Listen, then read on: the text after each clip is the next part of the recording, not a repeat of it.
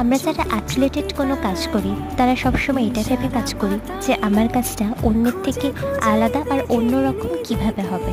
কিন্তু কোনো কাজ যদি দুদিনের মধ্যে কমপ্লিট করে কাস্টমারকে ডেলিভারি করতে হয়, তাহলে যে অনুযায়ী কাজটা করব ভাবি সেই অনুযায়ী কাজটা করে উঠতে পারি না।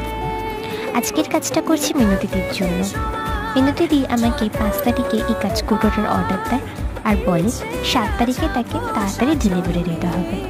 একদিনের মধ্যে কাজ কৌটো কিনে তাকে পেন্টিং করে বার্নিশ করে শুকিয়ে ডেলিভারি করাটা এটা আমার কাছে একটা চ্যালেঞ্জের মতন হয়ে গেছিলো। তাও যেটুকু পেরেছি সেটুকু করেছি।